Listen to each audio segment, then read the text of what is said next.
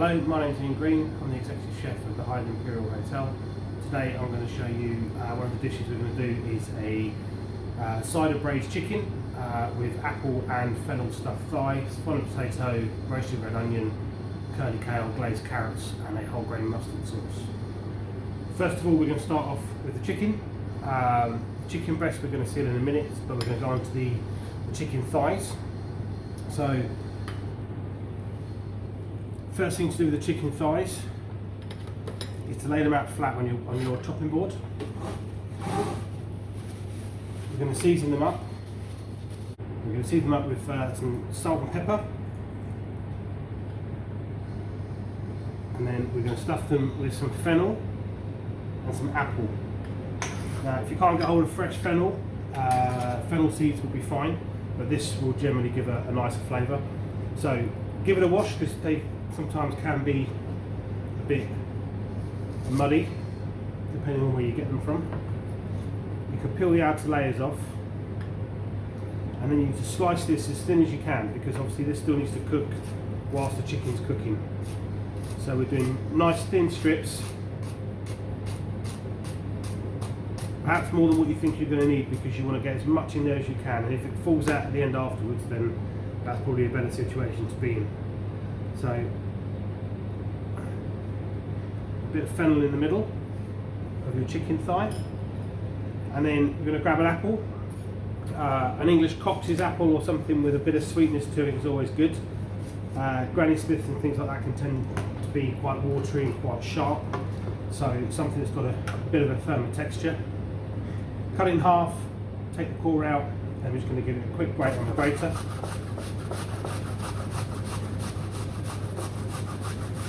And again, make sure you've got plenty of apple to use.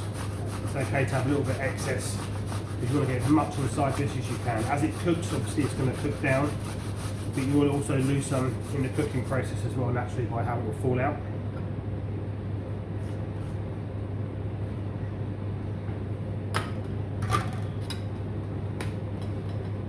So we've placed a bit of fennel, and then we're going to pack in some apple. And like I said, try and get in there as much as you can. Remember, this will squash down as well. And then top it again with a little bit more fennel, so we're repeating the process, so you have a couple of different layers in there. And then you can top that off again with a little bit more apple. So it looks like it's going to be too full to roll, but that's kind of what we're hoping for. Now, the best thing you can do to help this is preferably get some cocktail sticks, and you can help pierce the chicken as you roll it. On the side of the boneless thighs, you should have one bigger part, one smaller part. If you leave the bigger part laying face down, you're going to roll the meat away from you as best you can. So if you squeeze the stuff in and kind of envelope the smaller part of the thigh over the meat, so you've encased it inside. So in there you'll see a little cavity with all the stuffing inside it. You want to keep this as tight as you can. If you roll it away from you, you're pulling the meat towards you as you're rolling, and you want to go as tight as you can. Remember, it's a thigh, so it's used to running around in a field. It's quite strong, it's quite a tough bit of meat, you're not going to rip it.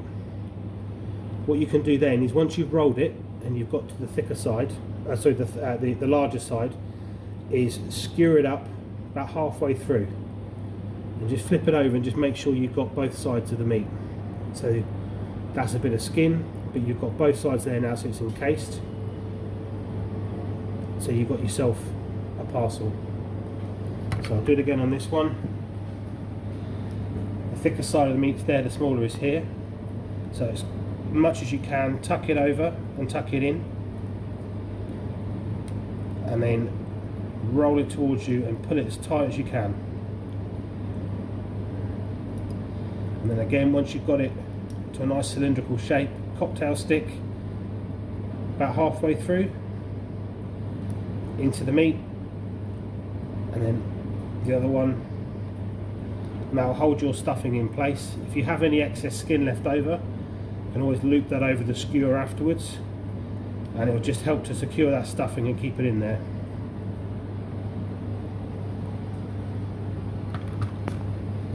So that's the stuffed thighs. These can be done up in advance, but I wouldn't do them too far in advance because the apple will start to brown, it will start to break down. But certainly you could do it in the morning, ready for the evening. Just season them up again. And then we're going to seal those in a pan alongside the chicken breasts. So here we've got 2 chicken supremes. They are skin on, bone in. You can have them boneless if you like.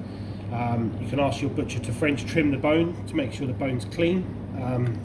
It's entirely up to you. But a good quality chicken breast is always nice. These are Sussex reared chicken breasts, free range. Again, I think it's one of those things you kind of get what you pay for. Flip it over, skin side down. Again, quick season with salt and pepper. And then we're going to seal these together in the pan.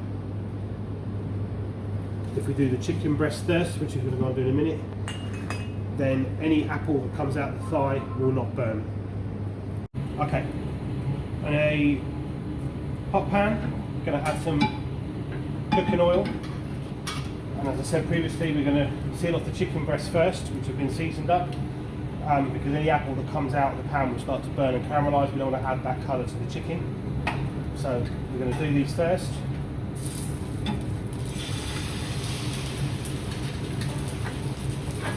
We're looking for a nice golden brown colour.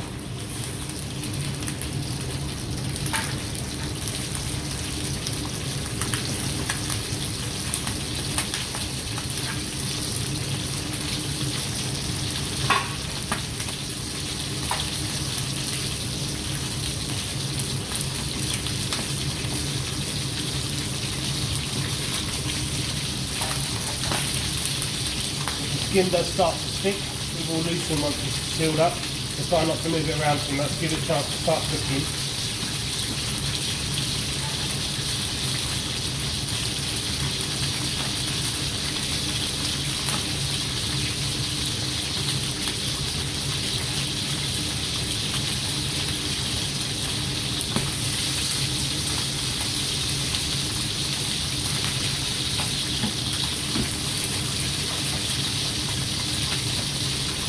We want quite a nice sort of colour on there, because we're adding liquid to it. In theory, you kind of lose a bit of the colour. I wouldn't say it washes it off, but you do lose a little bit of the colour when you add the cider. So you want it nice and golden brown. Nice kind of colour of a roast chicken, really.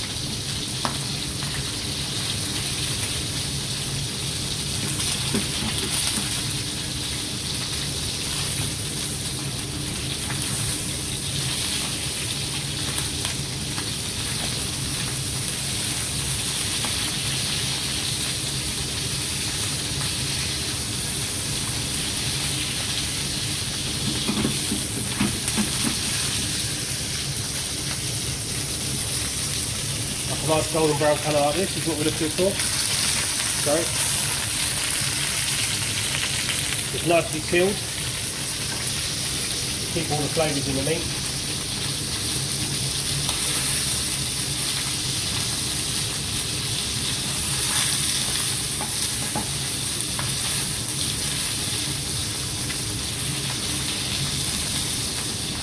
Once you have that nice colour, you're going to flip it over and just very lightly seal the other side.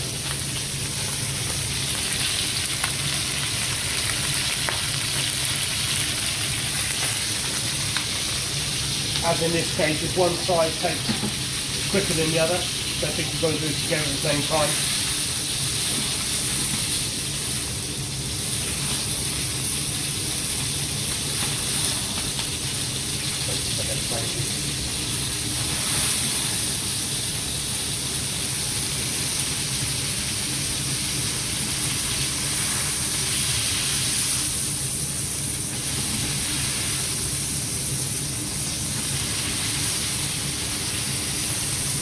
So slightly sealed on the other side now, very lightly, we're not looking for thin colour on the top, just enough so it starts to go opaque, slightly golden brown. And then we're going to transfer that into our cooking tray.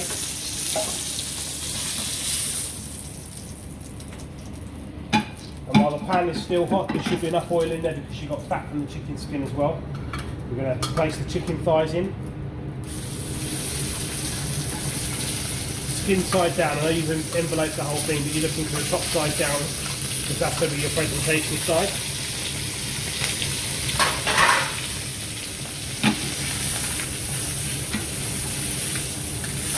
And you're looking for the same kind of colours that you had on your chicken breast. You do need to add a touch more oil.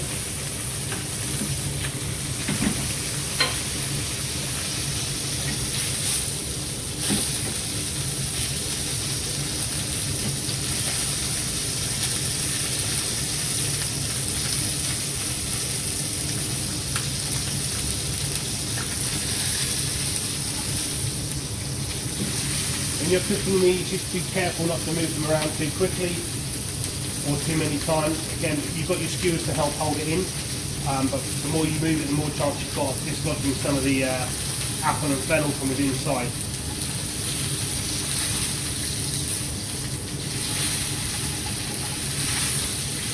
So, nice roasted brown colour on top. Again, this is going to be braised, and then you're going to do the other side, the bottom side, exactly the same as you do the other chicken. Just enough to seal it.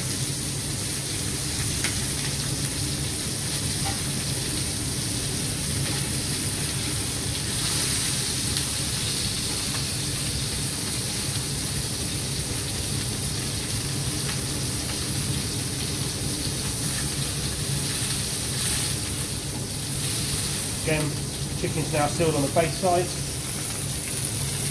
So remove that from the pan, put it in your baking tray along with the chicken breasts. Okay, we've now got our sealed chicken breast and sealed thighs in the roasting tray. Again, smaller the better, really, to be honest, because the amount of liquid you're going to add to it. Cider is your choice. This is quite a dry cider. It's a still cider. It's not a fizzy one. You can have a sweet cider. It's entirely up to you, really, what you'd like. But you're going to add the cider into the tray and then add a couple of sprigs of thyme. Just dot that around your chicken, preferably not on the top, just into the liquid, and as it cooks that'll just release some of the flavour. And then we're going to tin foil that as tightly as we can.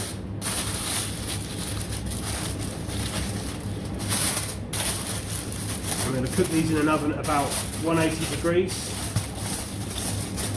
for at least 15 minutes. Set the timer for at least 15 minutes. The chicken breasts will cook before the thighs, so check the chicken breast first.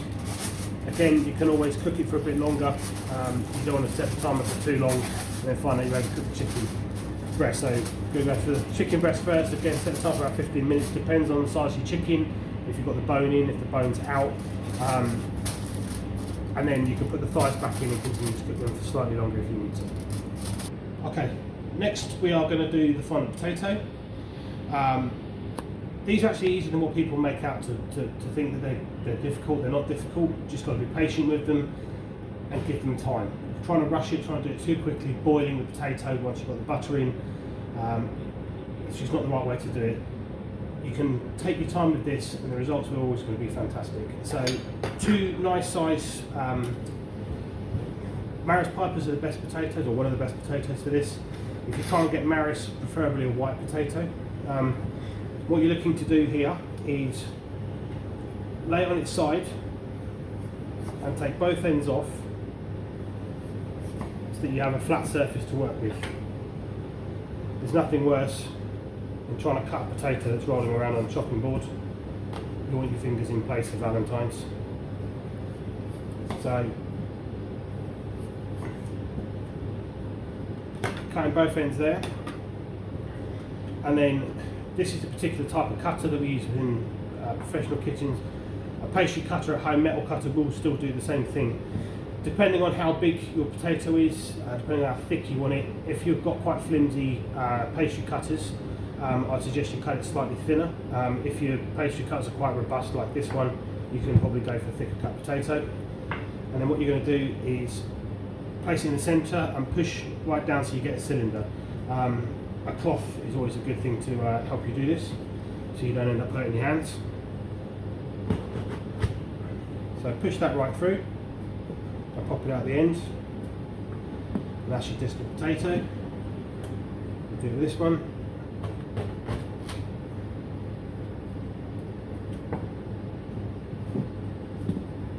And straight through there. Check both sides. Because you've gone through the middle of the potato, you may still get a bit of skin, so you can just trim those down.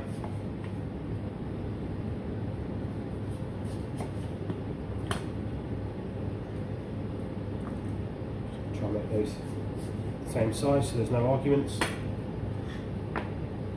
So you have your 2 discs of potato. Once you have those, it's relatively straightforward now. You've got chicken stock, we've got butter, we've got some thyme, some oil and some seasoning. So what we're going to do is going to get a pan fairly hot with some oil in it, add the potatoes, which I'll show you now, and then we're going to get a nice colour on these, same as the chicken. Because we're adding liquid to it, you are going to lose some of the colour.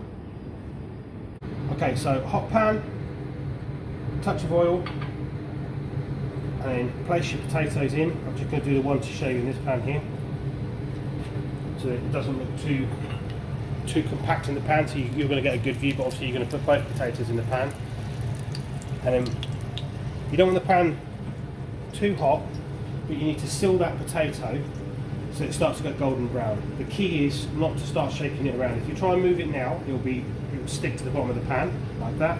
You won't be able to move it at all. When it's sealed, that's when you're going to have your colour on it. That's when it's going to be movable. Okay, but don't try and move it too early. A, you're going to splash all over yourself. B, you'll just rip the potato and it won't look very nice at all. So if you keep cooking it on a medium heat in the oil, so you get a nice colorisation. Once the bottom is sealed and it's brown, it will move away from the bottom. As you can see from inside the pan, around the edges of the top of the bottom of the potato, you can see it start to now go a nice golden brown kind of colour. This means that the potato is sealed, and it should be sealed flat. It's not assuming the bottom of your frying pan is flat, or your pan you're cooking in. As you can see now, it's starting to move. So, because the potato is sealed, it's not stuck to the bottom. Obviously, be very careful. You've now got a nice brown colour. You want to take it probably slightly further than that, because again, we're adding liquid to it. You will boil some of the colour off, so to speak.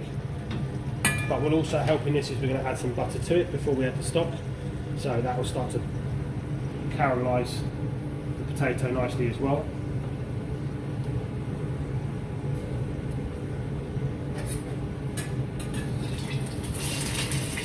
So there we have a nice colour.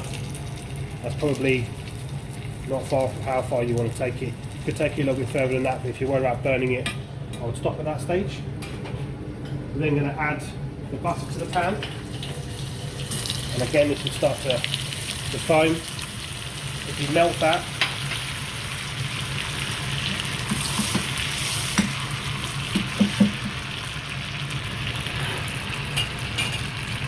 that's going to add some more colour to the pan as the butter starts to go in that brown colour. You add your thyme in at this stage. That noise is releasing the flavours from the potato. And then we're going to add the chicken stock. Okay, so you cover it with the stock, and then what we're going to do is we're going to bring that to the boil before we turn it down to a gentle simmer. You don't want to tin foil this or cover it with cling film, you want the steam to escape, but we do want to cover the top. So we're going to cover it with a disc of greaseproof paper. So I'll show you how to do that one. So if you take a square of greaseproof paper, and then what we're going to do is we're going to fold it into 4, so you're creating a smaller square, depending on the size of your pan obviously. And then you're going to start to fold the edges in as if you're making like a piping bag, or almost like a paper aeroplane, so to speak. So this is what we call a cartouche in the kitchen, French terminology. You're going to cut a tiny piece off the end. It's going to give you a hole in the centre. And then we're going to transfer that to your pan. Place the middle roughly in the centre of the pan. Be careful with the flames. And work out roughly where the edge is going to be with your thumb. And then with a knife or a pair of scissors, you're going to cut and fold it out so you have a disc with your hole in the middle to allow the steam to escape as well. We'll turn that now down to a gentle simmer. Keep the potatoes in the middle. Add your disc of greaseproof paper. Okay, so keep checking your potato. We're looking for about a good 20 minutes to cook this, 20 minutes to half an hour on a low heat. You don't want to boil it. But what you're looking to be able to do is just put your knife right in the middle. It should just go straight in, so it's all nice and soft, hence the terminology fondant. Okay, so there shouldn't be much give to it. You don't want it like mashed potato, things like that, but you do want it soft enough so your knife goes in without having to pull out any pressure at all. So once that's done, you can just take it off the heat. If you leave the cartouche on top, it will just retain the heat, and you can leave that for a good 5-10 minutes before you need to serve. So chicken timer has now gone off. So we're going to check the temperature of the chicken. So the 2 thighs and the chicken breast.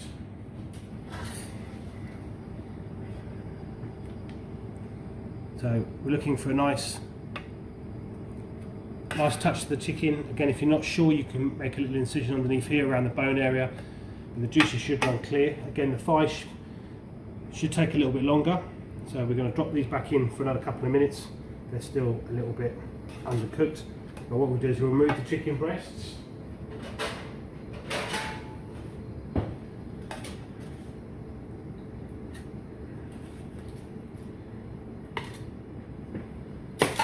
And we'll recover the thighs and cook them for about another 5 to 8 minutes just to make sure they cook through.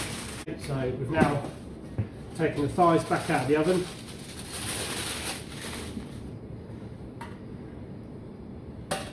And they are now cooked through. The juices have run clear. Again, we can leave those alongside the chicken breasts and let them rest slightly. Just before you do serve this, we will take the cocktail sticks out. I'll suggest you just leave them in for now in case you need to move them around again anytime soon. It will just make sure that stuffing stays inside. Okay, next we're going to make a simple mustard cream sauce. So a couple of shallots, preferably shallots because they are generally sweeter than an onion. They're much better for making sauces with. If you can't get these, an onion's going to be okay, but it will give you a slightly sweeter flavour. So these are banana shallots. The round shallots I think are more common in the supermarket. You should be able to find those okay as well. And a clove of garlic.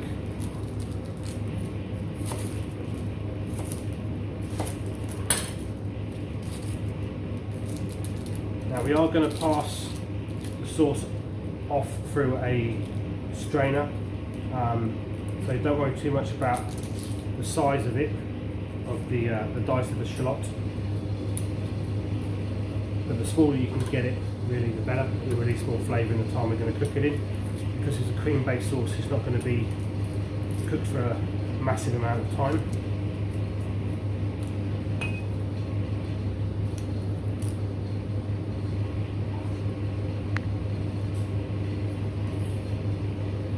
So shallot, same as your onion, you can do across the shallot.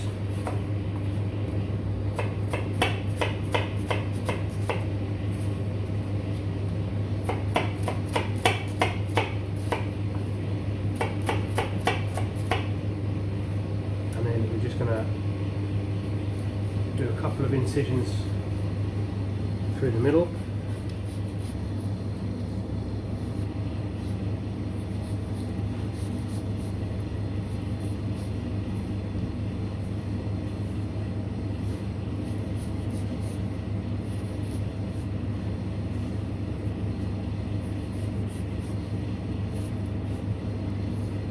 I'm just going to run the knife down through the shallot, and I'll give you a small dice. It'll cook down quite quickly for your sauce.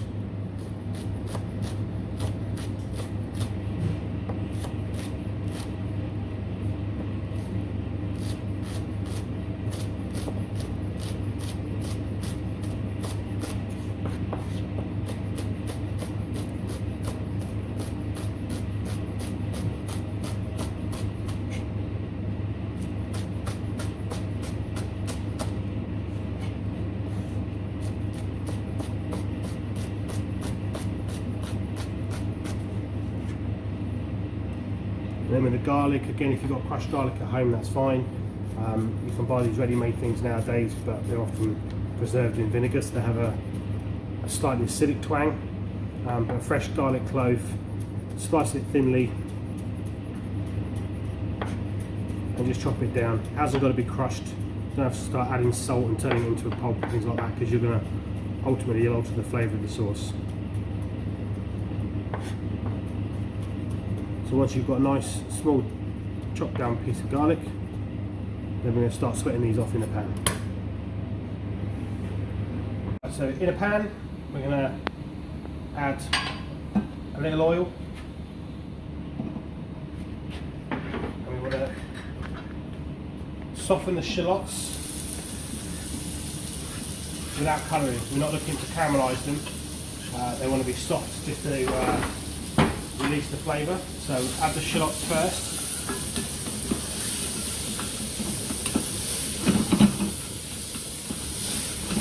Get those softening down before you add the garlic. If you have to add garlic straight away to any pan, initially with the onions, it tends to burn kind of straight off because the garlic's a lot smaller. The onions will take some of the heat away and cool the pan down, and as these start to soften, the garlic will then mix in with the shallots and it won't catch. So they're now starting to soften. We're going to add the garlic.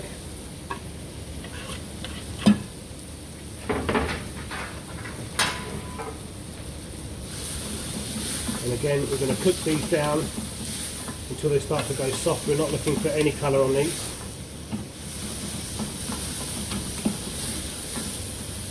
Just turn the heat down slightly if it starts to get a bit too hot. Once they're soft, we're going to add the remaining third of the cider. Turn the heat back up, and then we're going to reduce this down by at least half. This will burn the alcohol off of the cider and leave you with a flavour.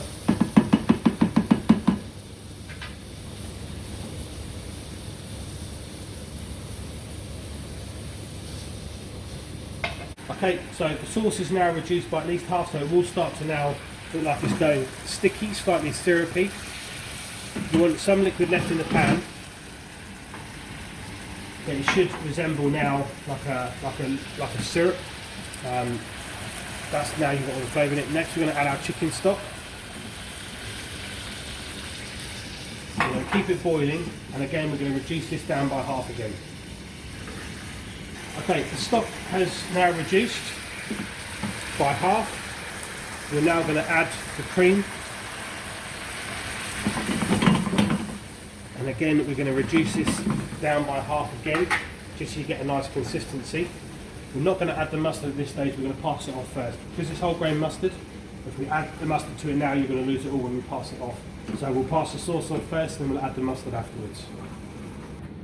Okay, so the cream is now reduced by half, and will start to look thick.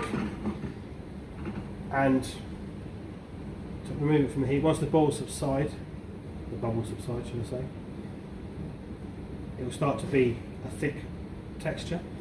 You don't want to bring it down too much further than that, otherwise it will start to split. So what we're going to do next is pass that off through a sieve.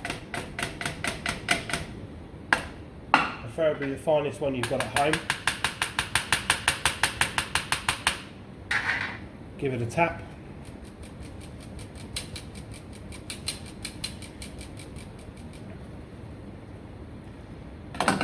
So that's removed the shallots and the garlic, and you're left with a reduced sauce. And then we're going to put that back on the heat. And on the recipe I've said a tablespoon of mustard. It really does depend on how much you like it. That sauce is kind of good to go as it is, so if one likes mustard, one doesn't, you can keep one half of the sauce to the side and then add your own mustard. I think it's a whole grain mustard, it's not too strong, so I think 1 tablespoon is quite a good amount. Give that a good stir in, and then we're going to season it with a touch of salt if you need it.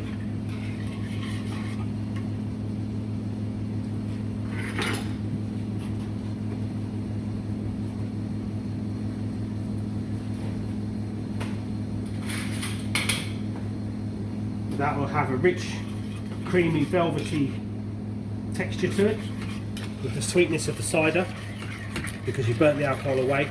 It will still be fairly sweet, and then a nice flavour from the mustard.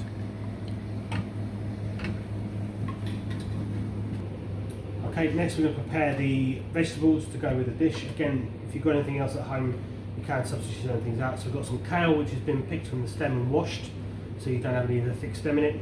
A couple of carrots and some red onions, which we're going to roast. So we'll start off with the onions because they're going to go through the oven. So take the top off, and when it comes to taking off the root, you only want to take off a small amount. What you want to leave is this white part here. Because we're going to cut this into wedges, that will hold it together. If we cut too much of that off, they will just fall apart as they're cooking in the oven. So we're going to cut that in half and peel it.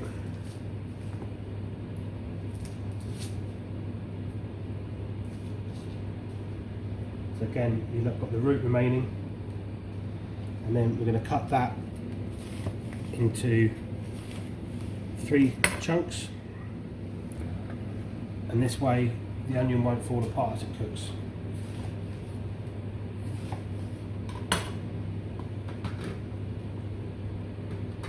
To cook these,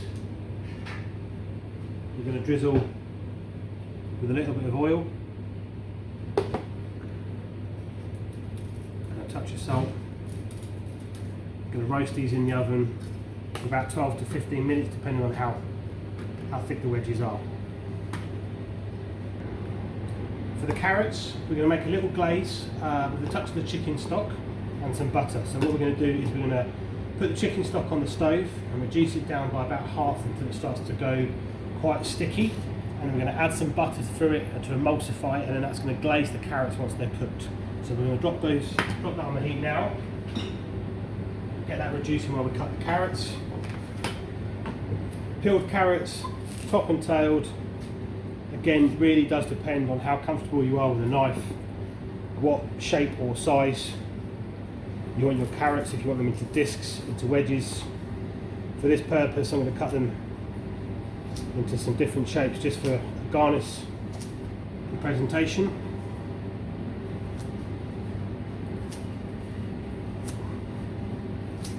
Just something that looks just like a little bit different as opposed to, you know, a normal circular carrot.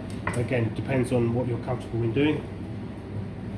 So in half, and then quite a long angle, and then you square it off, long angle, you square it off. And we're going to blanch these in salted boiling water until they're soft before we add them to the glaze.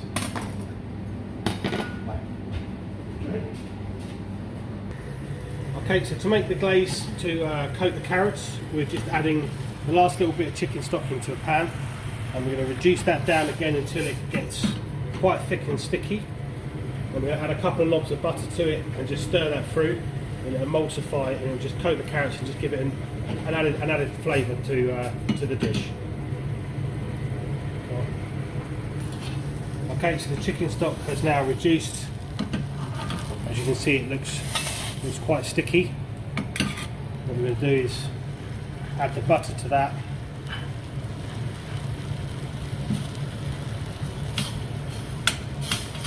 And just stir that through, and it will emulsify.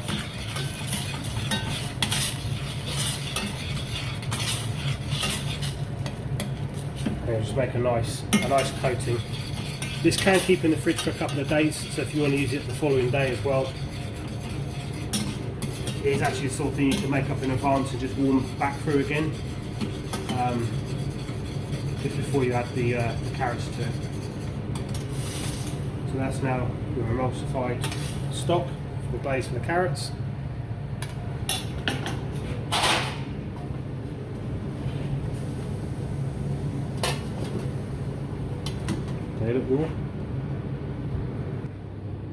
So when the carrots have been steamed and cooked, again this is entirely up to you on a preference on how you like these.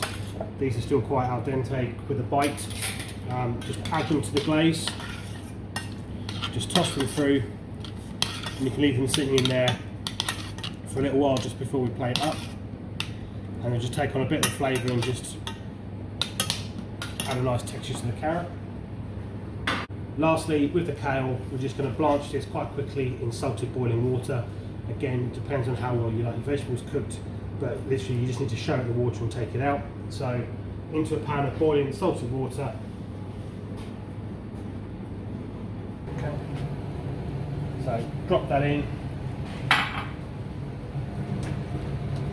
If you haven't got a basket at home, obviously just drop it in the water and then pass it off for a colander.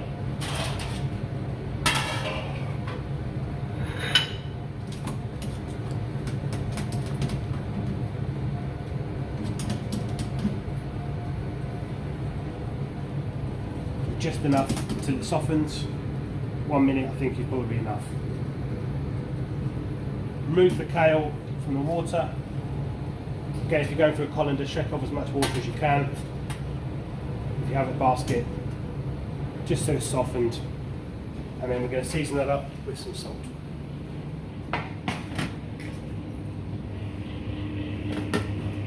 So, touch of salt on the kale.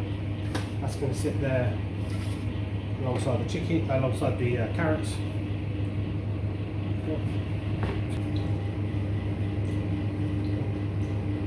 Sorry.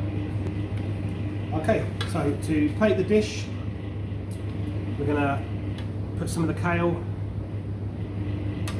down one side of the plate. The chicken thighs. Going to take the sticks out now.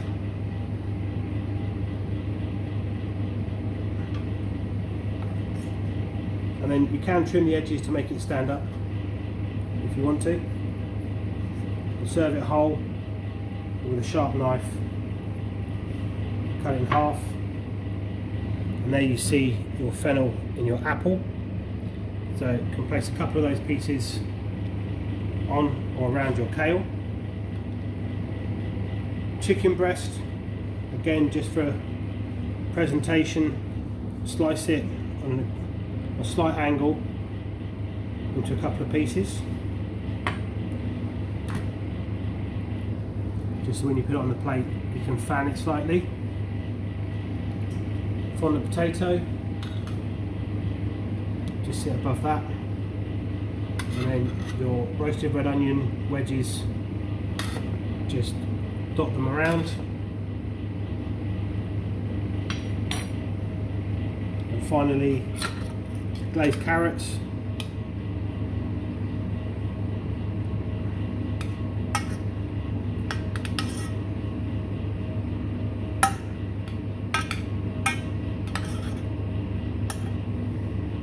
On and around the plate. And you can finish off with your mustard sauce. There you have cider braised chicken with fennel and apple confit thigh, kale, fondant potato, roasted red onions and glazed carrots.